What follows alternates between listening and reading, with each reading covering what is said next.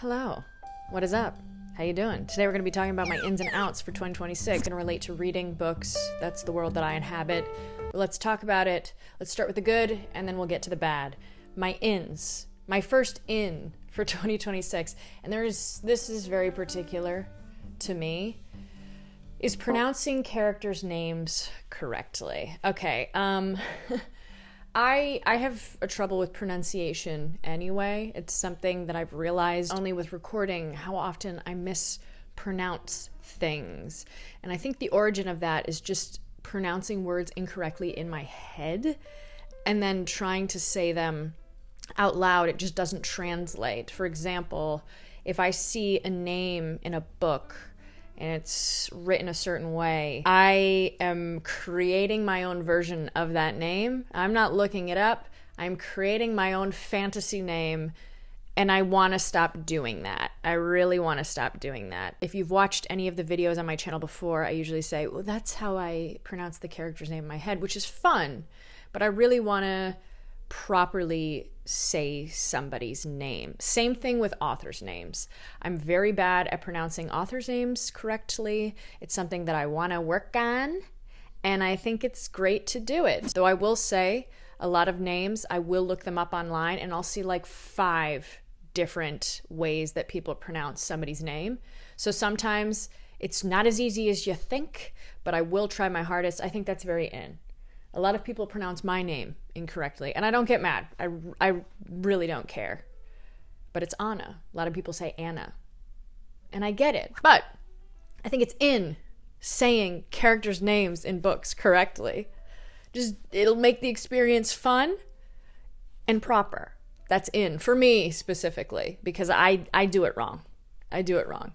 I am the problem, and I'm trying to change that. And the second in, which I think is always in, is picking a life and a career that works for you. I'm a huge proponent of education. I think that you can change your career and life path at any time. Maybe you're stuck in a place that feels stagnant and not aligning with your life goals, or maybe you just want to pick a career that feels like it's more you. I'm so fortunate that the work I do is something that I truly love, but I never shy away from the fact of thinking maybe there is more. And that is why I'm so happy to be partnering with the sponsor of today's video, which is Southern New Hampshire University. Founded in 1932, SNHU's belief is that education is a human right. At SNHU, they're focusing on transforming lives by expanding access to education through high-quality, workforce relevance, and meaningful learning experiences. SNHU is one of the largest online accredited universities in the United States, with some of the most affordable tuition rates in the nation. In a world of seemingly unaffordable tuition, SNHU offers the opportunity to learn without the stress of wondering, how can I afford it? And it's especially relevant for those of us who worry, but I don't have time. SNHU's programs are extremely flexible. There are no set class times,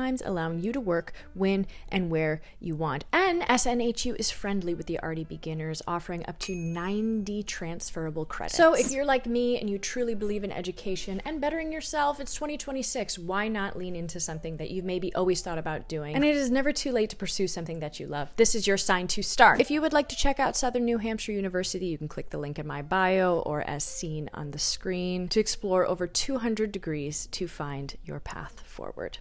Thank you so much again to SNHU for sponsoring today's video. Now, let's get back to the ins. All right, so moving forward on to the next one. My next in for the new year is just saying I like it. Not feeling bad if your opinions on a book or anything really are just that you like it. I've been reviewing books online for quite a while. I wouldn't even say that I'm like a proper reviewer. I would just say that I'm a proper book enthusiast. And oftentimes, I think we're so oversaturated on the internet with being told that we have to have such a strong opinion about things, and we have to really investigate it, and we really have to put everything on the line when we're talking about it. And we have to be so intellectual, and everything has to be so profound and with so much movement. And sometimes I just want to say, yeah, I liked it. I really liked it. And to me, that's even more of a profound statement than really going into every theme explored. And I enjoy doing that. I truly do. Truly enjoy doing that. I find a lot of stimulation personally doing that. But sometimes I think the less you say, the better. And you shouldn't even feel bad if just the emotions that are evoked when reading something are just that you liked it. Christopher Coe's Such Times, my favorite book of last year. The thing that I just wanted to say about it was that I liked it. I loved it. I thought it was great. Do I even really need to express much more than that? I like it. And I think with so much on the internet talking about inauthenticity, a lot of it feels very performative, right? There's so much conversation about performance on the internet. And I think we've all just been so bogged down with so many strong opinions about things. And that's great. Everybody should have an opinion. But I think sometimes the most authentic response to something is just saying, I liked it. Or I just didn't like it. And then maybe you feel comfortable giving your opinions on it. But just saying that you like something should not be an invalid experience. And it shouldn't feel like you didn't have an all-encompassing feeling when you were reading something. That was the feeling. That was the emotion. You just liked it. That's what you got out of it. And I think that's great. Playfulness. Playfulness in real life, playfulness on the internet, playfulness in general. I am so sick of people taking themselves so seriously. I'm not a serious person, and I hope that that comes across on the internet. I'm very serious about certain things. I'm a very type A personality. I love a deadline. I love making lists. I love making sure that when I'm doing something, I'm doing it to 110%. That just brings me immense gratification. But truly, I am a very playful, happy, airy person, and I am attracted to that. I think that there's so much fun in that, and I think that we've lost that in our day-to-day life. I think that we've lost the ability to just have playfulness, and I'm talking about with reviews, being online, the opinions that we have about books, and this ties back into just saying that you liked it. I think you can have a playfulness with something. A lot of these really serious books that I read unintentionally, or sometimes very intentionally, have some of the most sarcastic and biting humor. A lot of these really serious characters that are on these pages and you're just living with them, I think sometimes they have some of the most hilarious moments. I've definitely read really dark books, and I think that there's a lot of fun to be had in those spaces between what is actually happening. We should be looking for playfulness in the way that we consume media. I think that there should be an aspect of staying relatively positive with it. One of the most life-changing things that happened to me last year was I was talking to my brother, and he said, you know, Anna, I've just been trying to be positive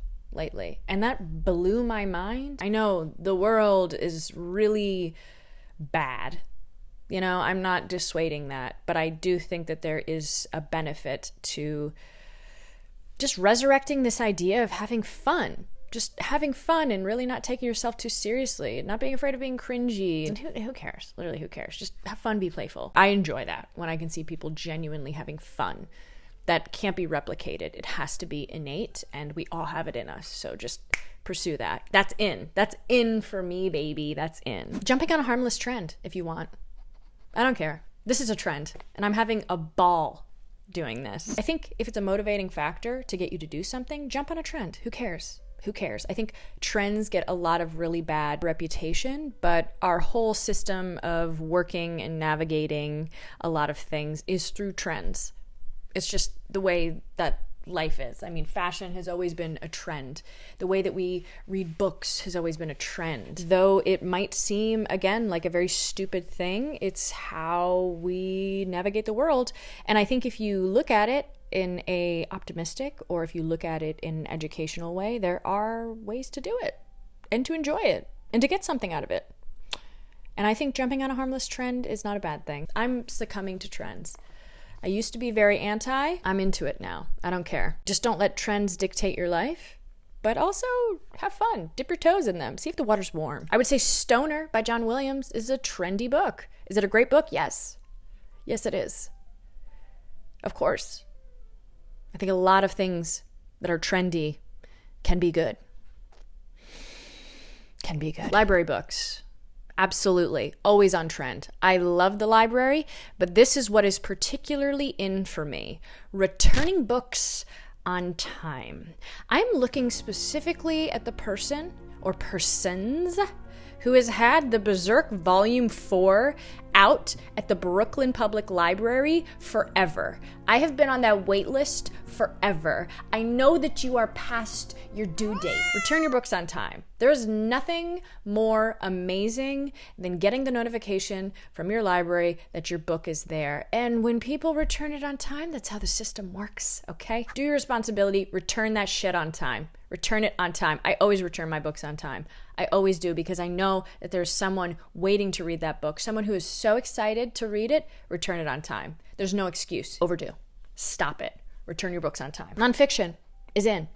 Totally in for me. But I'm not talking memoir. I love a memoir, okay? I love a memoir more than anybody. I truly do. I'm talking niche nonfiction. I want niche nonfiction. There's a book about salt that I want to read. I got it from my grandma last year on Christmas. I want to read about the history of salt. That's so niche, and I can't wait to read that. Somebody recommended, and it blew my mind, and they've recommended it before, and then they came back in, and they recommended it again, about coffee produced in Yemen. I want to read about that. I was in the bookstore the other day. There's a book about the history of the sinking of the Edmund Fitzgerald. I want to read about that because I love the Gordon Lightfoot song. I want to know about this incredibly niche thing. That to me is fun. It's not boring. And it relates to so many different facets of your life you don't even understand. The amount that I have quoted and referenced Empire of Pain for so many different conversations in my life is remarkable. And I think it does volumes. It does numbers in the way that you process and look at things when you just read incredibly niche nonfiction books. It's so valuable, and I know it can be boring. I love it. I love it. Love it. Love it. It's so in. And I want to do more of it this year. More funny books. Truly more funny books. Truly, I want to read more stupid funny books.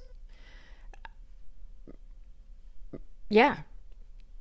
Because you know what? I like it. Okay, this is something that I wanted to explore last year, but I want to explore shitty bestsellers from decades ago. I'm sure there's a way that I can go back and see what bestsellers were from the 80s, 90s, early 2000s, and I want to explore those because I think that there's so many fun stories that everybody was in love with and we don't talk about anymore.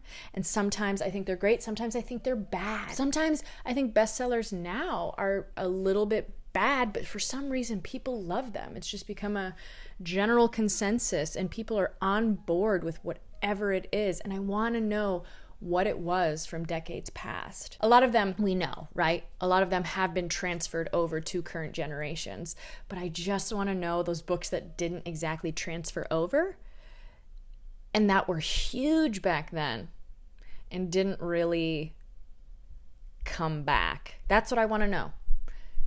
Follow me on that if you understand what I mean. I just really want to delve into that. I think that's in. I think that's really in. Unhauling books. Get rid of books. Get rid of books you're not going to read. Give them away, sell them, whatever you want to do. Get rid of books that you're not going to read. There's no freeing feeling quite like getting rid of books that you don't need. I do it twice a year about, and I love it. Very rarely do I regret getting rid of a book. I also know if it's meant to be, it'll come back in my life. Get rid of those books. If you're not going to read them, don't sit on them. I think it's also a motivator to continue reading. At least that works for me.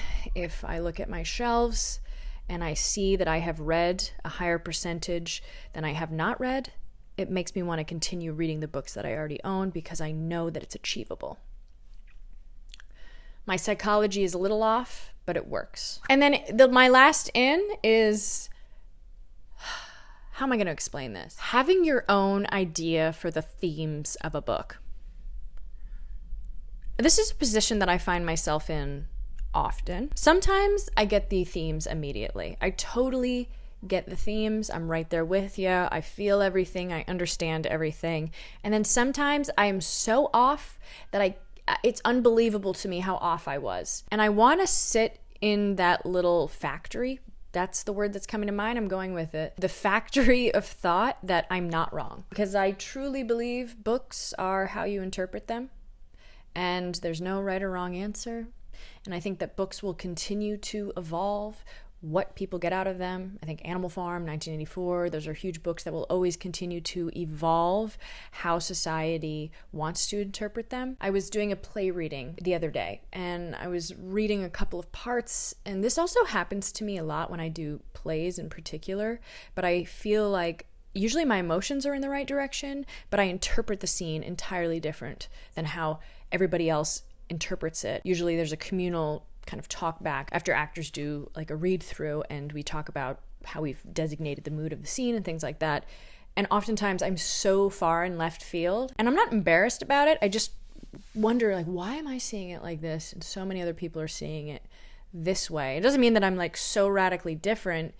It's just how we designate particular themes isn't necessarily wrong, and I want to sit in that a little bit more and be maybe a little bit more comfortable with that. And I think everybody should do that. There's so many ways that books are blurbed and books are talked about, and it kind of persuades you in a direction for how you should receive a book's themes or the ideas of a book. But I think oftentimes writers, yes, they're trying to convey something. They're trying to put something on the page, but I also think that they're very encouraging of how you interpret it.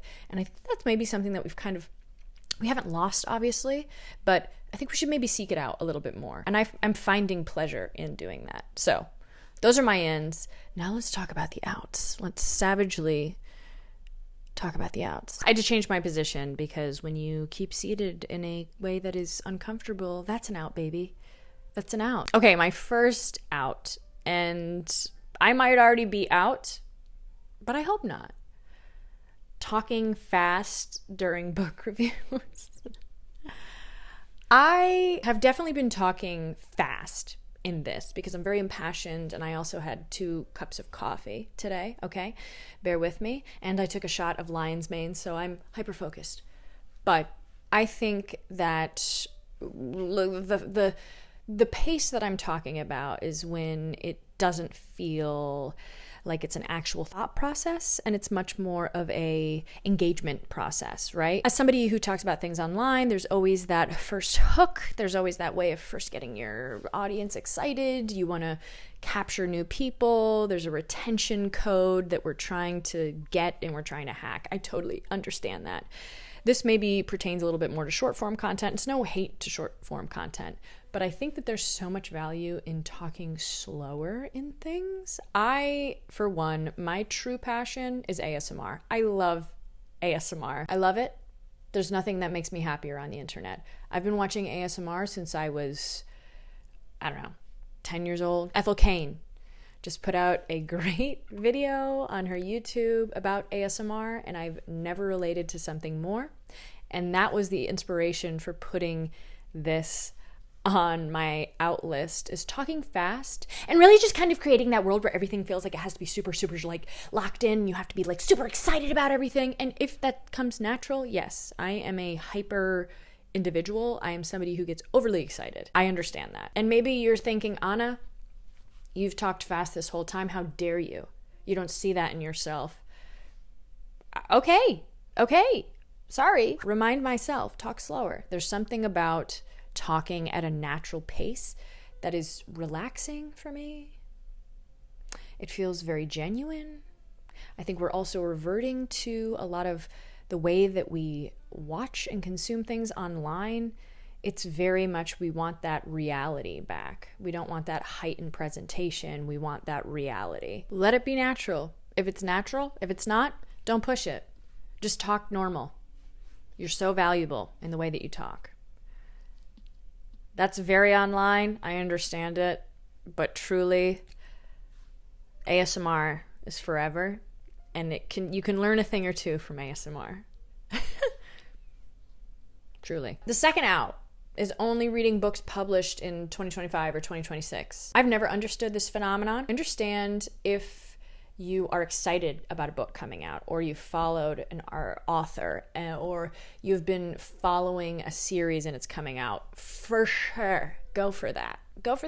Enjoy your big old bad self. Enjoy it. I think when it's only living in that little world of new releases, it's just kind of like, I don't know. I find a lot of value in reading backlog books. Also, mirroring how I feel about reading shitty bestsellers from decades ago, I think that there's something to be learned about the past. I just like to look at the cadence, the trends of how people spoke. That is really interesting to me, looking at the historical events that were shaping people's lives back then. We live in a world right now where it feels like everything has so much permanence in this time and nobody's ever experienced this before. And there's a lot of volumes of that in the way that we live now. We're the first generation to truly exist in a online world, an online domain. I'm talking to you online right now, but I think a lot of emotions have always been the same, and I think you can learn that a lot in older books. And I like reading new releases. I think it's fun.